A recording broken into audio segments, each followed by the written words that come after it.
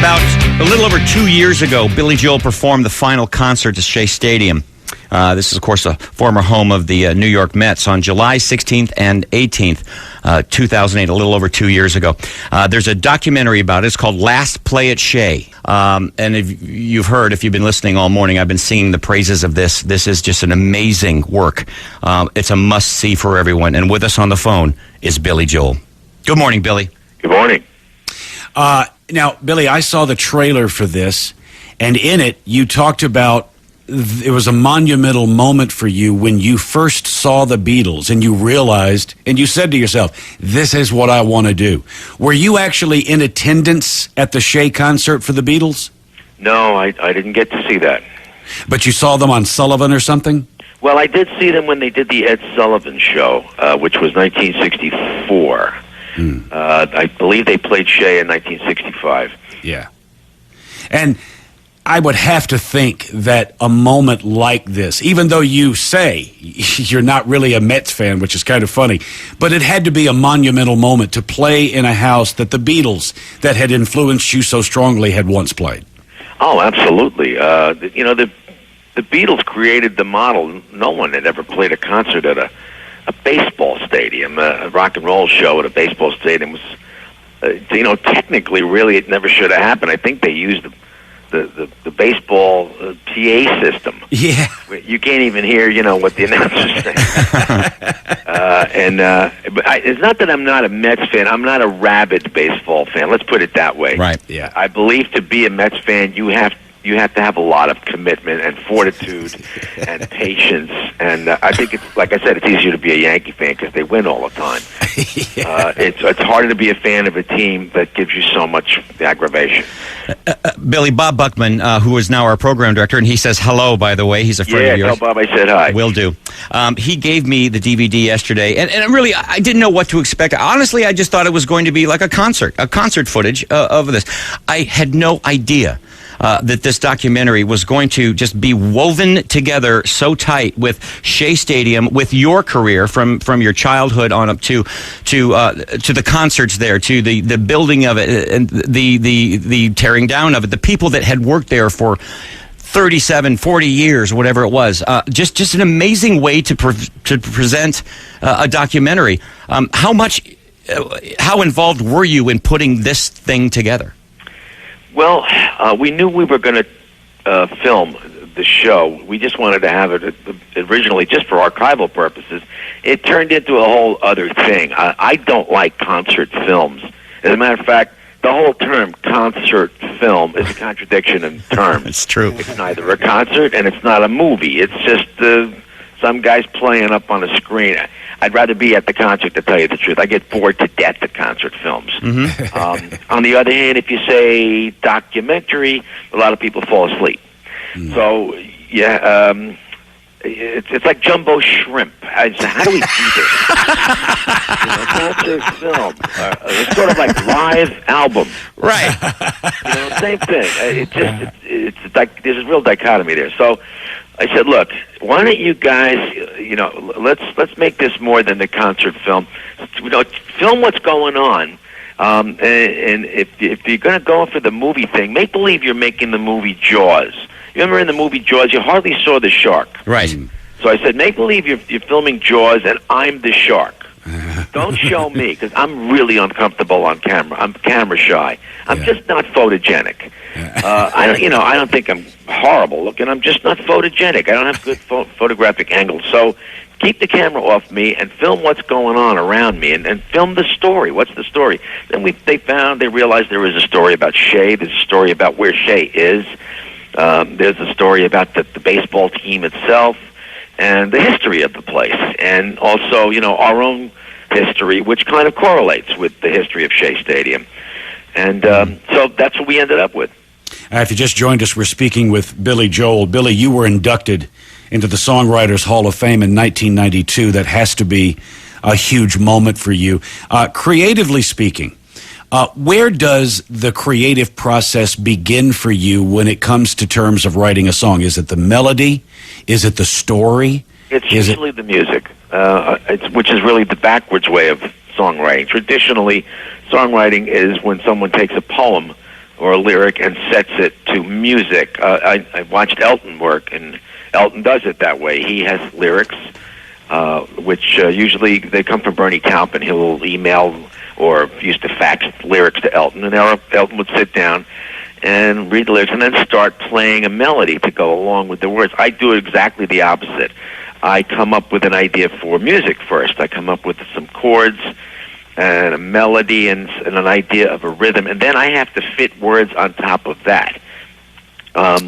It's just I'm used to when I hear a song on the radio, I don't really catch the words. Right. Rarely, especially in rock and roll. Nobody pronounces like opera singers. Everybody's kind of trying to sound like that, wait, with that, that kind of thing. I remember trying to figure out words to songs when I was in a band when I was a kid, trying to figure out Rolling Stones words. We'd have to keep going back, and then we'd make up our own dirty words, of course, because we thought ours were better. But that's how I write songs. I write the same way I would hear records in the old days. First I heard the music, and if I liked the music enough, then I listened to dug out what the words were. That's how I write. Well, you say in the movie, you look out at the thousands and thousands of people, you say, it's just amazing to be sitting here with you all here watching me, and I haven't released a record in 15 frickin' years. And then you go into how you just didn't want to write that kind of music. You wanted to write another kind of music. Are you still feeling that way? Well, that's what I'm continuing to do. I started to become interested in thematic music, instrumental music, which was really my first love. Before there was even a rock and roll, I was hearing classical music or jazz. Instrumental music, which I really kind of understood. I am a musician.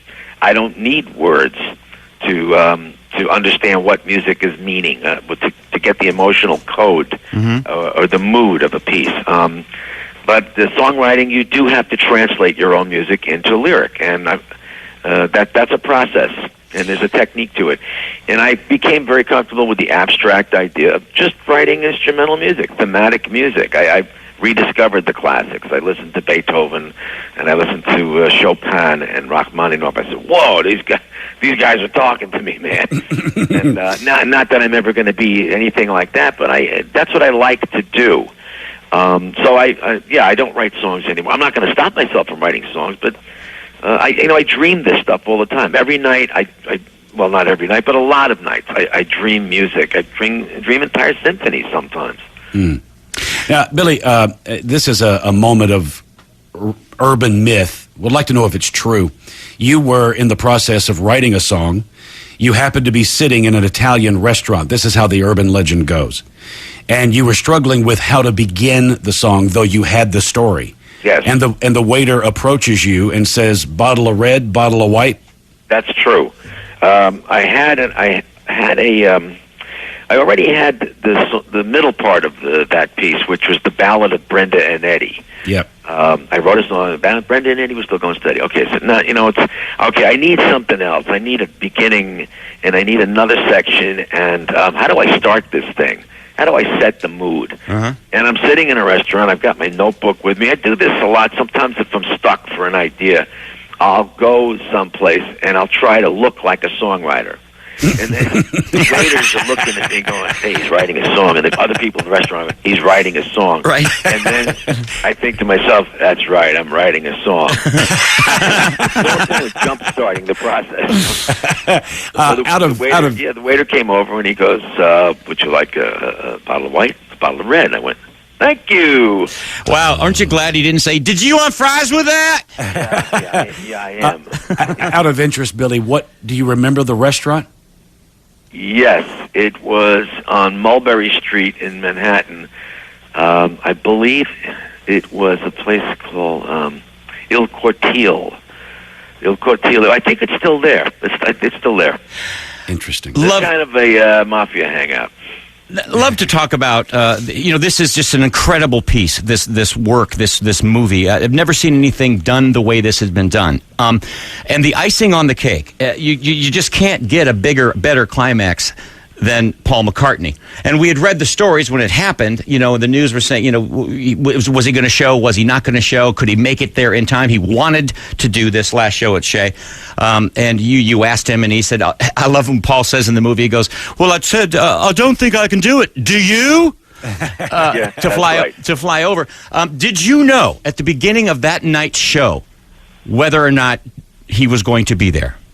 No, I assumed that he would not. As a matter of fact, the day of that show, I was driving to Shea, and I got a call on my cell phone, and I hear this, hello, it's Paul.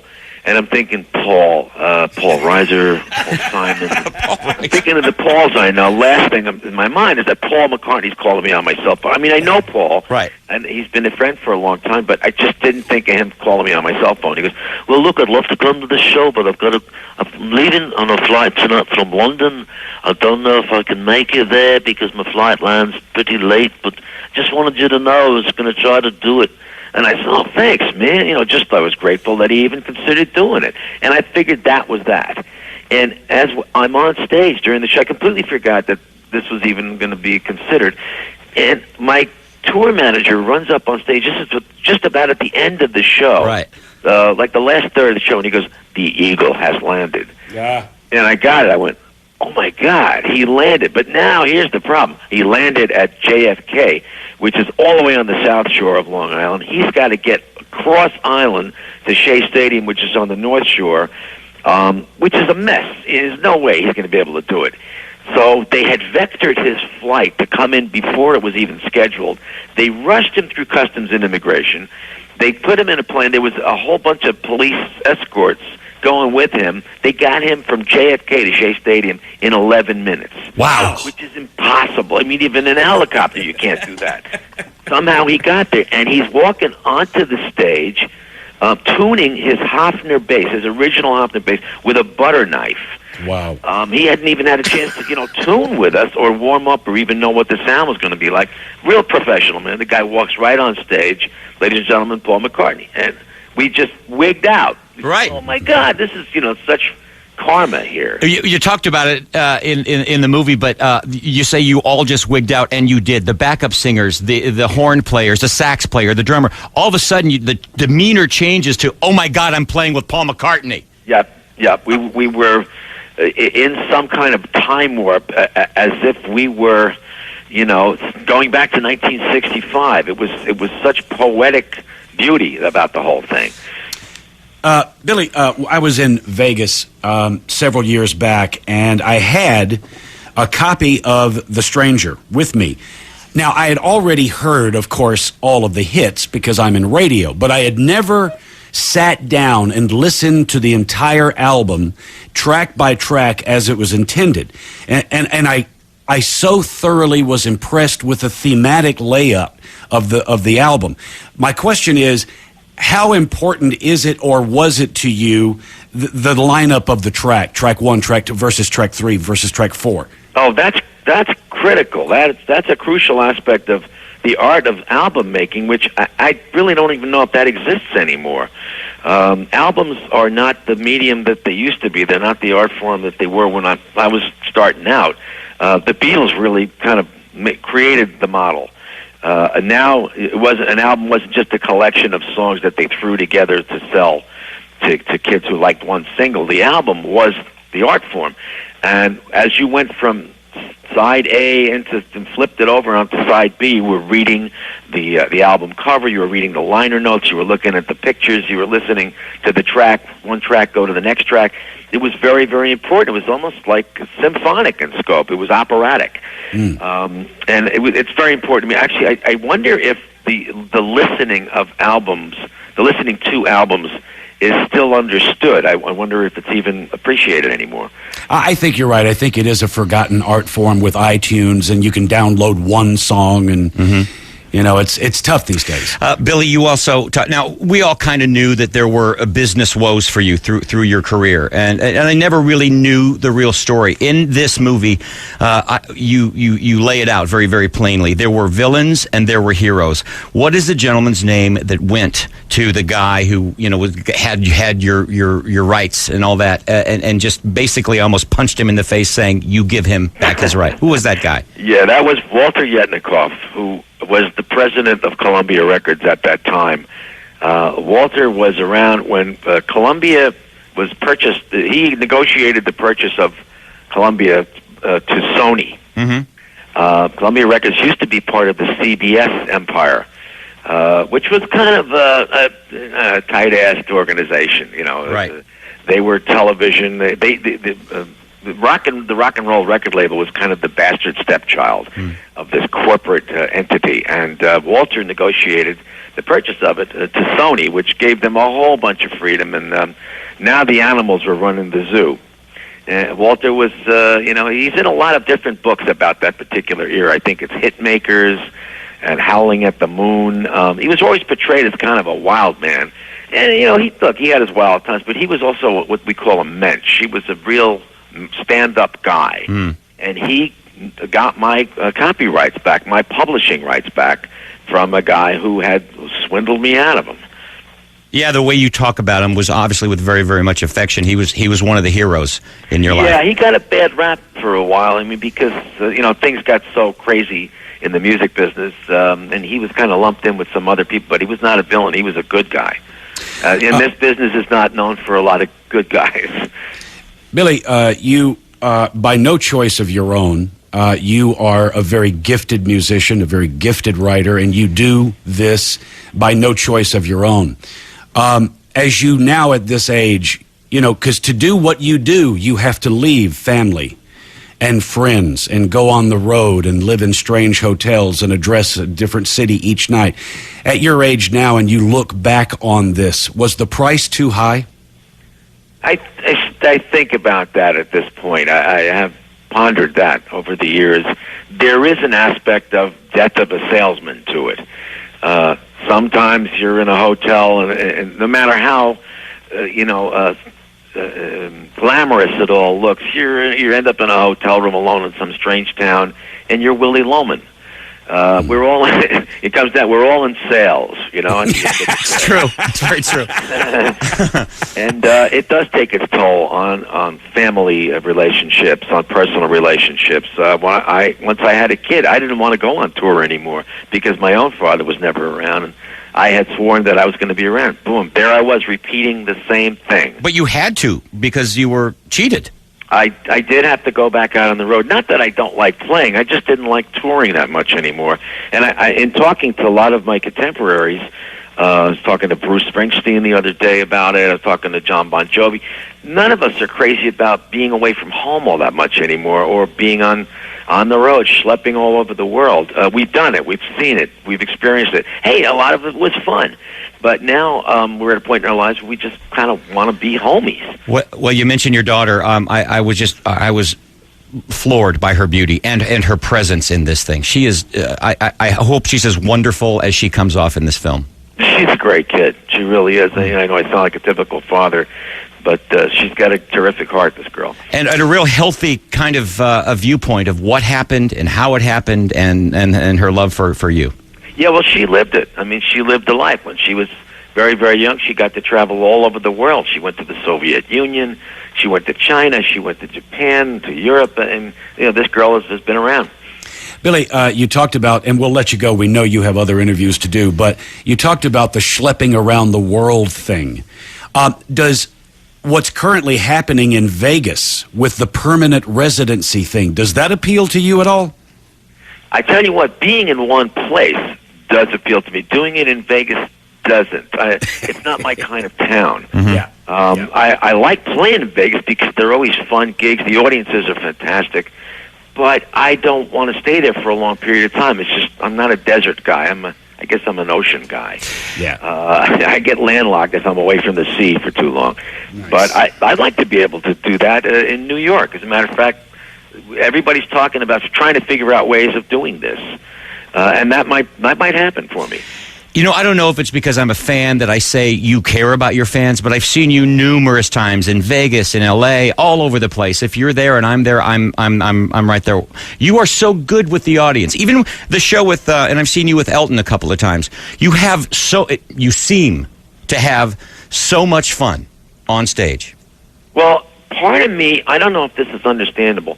Part of me is in the audience when I'm always thinking, what would I want to see? What would I like? What would appeal to me? What should this guy do? I'm a fan of music, and I'm about me being in the audience. And I suppose that's that's what happens when people see me talking to the crowd. I'm kind of talking to myself. You know, if something occurs to me, I just say it, you know. Right. It's not always the smartest thing to do, but I like to be spontaneous, and I like to improvise, and I like it to be real. It is real, and that's why it is entertaining. It's organic and spontaneous. Quickly, Kelly, who does our news, sent you a letter when she was 13. You sent the you replied to the letter. Please say hi to Kelly. Billy. Hi, Kelly. I joined the Root Beer Rag fan club at, Oh, no. at 13, I think 12. I'm going to cry right now. I just love you. I love you so much. I had IHOP placemats with your face on them. I stole 100 of them so I could wallpaper my bedroom with your face at the age of Kelly, 13. You subscribed to the Root Beer Rag? Yes. You know, all that money disappeared? No. I think you had to pay a subscription to I get did. it. I had yes, I did. And I got a God, little it was just card and everything. Yeah, it was supposed to be a nice thing for fans, and the people who were managing me at the time took all the money. They just ran off with the money. Well, they at least sent me a little letter back, and supposedly with your signature on it. So. Yeah, no, I was able to do a lot of it myself in those days. The volume of it hadn't gotten nuts, but it's hard to do now. You know, but I appreciate it, Kelly. Yeah, no, I just love you. You're the first concert I've ever seen, and this is just a joy. So thank you for everything. Thank you. And Billy, one of the things that is so obvious in with your business woes and the people that run off of the money a couple of times or more times, and is that you trusted them. You basically give the benefit of the doubt to people, especially people you've been with a very, very long time, and you've trusted them and you've defended them, and some of them have absolutely betrayed you.